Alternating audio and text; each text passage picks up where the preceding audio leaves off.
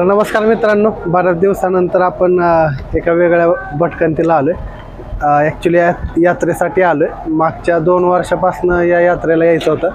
तर कोल्हापूर जिल्ह्यात हातकणंगले तालुका आहे, त्याच्यामध्ये पट्टण कडोलीची यात्रा जी आहे श्री विठ्ठल बिरदेव यात्रा, तर ती खूप फेमस आहे आणि त्या यात्रेसाठी आज आपण आलोय. आपल्यासोबत आहे आप्पा, तेजताई आणि श्यामलताई, असे 4 जण मिळून पुण्यातनं प्रवास सुरू केला. सकाळी आपण महालक्ष्मीचं दर्शन घेतलं, त्यानंतर ज्योतिबाचं दर्शन घेतलं. आता 10:30 वाजल्यात, पट्टण कडोलीला पोहोचलोय. आता आपण यात्रेच्या इथं मंदिराकडे चाललोय.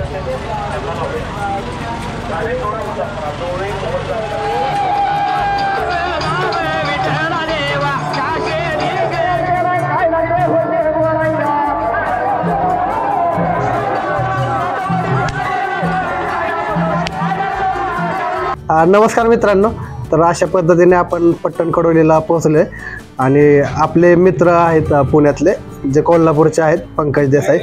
तर त्यांचे मित्र आहेत, त्यांच्या इथं सोय केलेली आपली. तर आत्ता आपल्यासोबत सुशील दादा आहे आणि त्यांचे मित्र आहेत. तर ह्यांनी आपल्याला पट्टण कडोलीत आल्यावरती सगळी माहिती पण दिली, यात्रेचा टायमिंग आणि सगळ्याच गोष्टी, आणि आपल्यासोबत दिवसभर राहणार आहेत ते.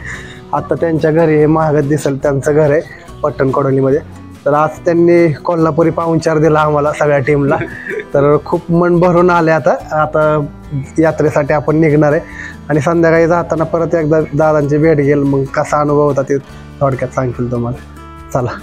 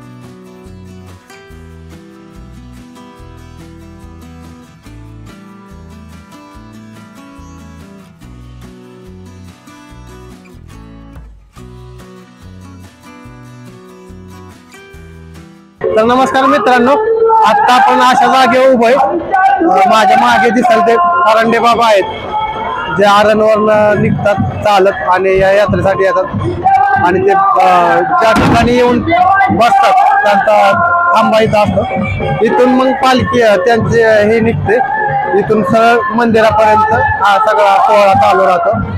तर हा आपण सोहळा सगळा दिवसभर दाखवला. तर मंदिरातला पण सगळा परिसरचा भाग दाखवला आणि इथलं पण दाखवलं. तर हा पूर्ण सोहळा जो आहे, बासमुक्की आणि हेडाम नृत्य वगैरे करत हे सगळे मंदिरापर्यंत जातात. तर हा नेत्रदीप या सोहळा अनुभवायला भेटला, हे आमचं भाग्य. 2 वर्षाची जी उत्सुकता होती ती आज पूर्ण झाली आणि आता अशा छान पद्धतीने दिवसाची सांगता झालेली आहे. खूप छान वाटतंय. आजचा अनुभव खरंच कधी न विसरणार आहे. तर नक्कीच मी सांगेल, पुढच्या वर्षीच्या यात्रेला तुम्ही नक्की या पट्टण कडोलीला. धन्यवाद.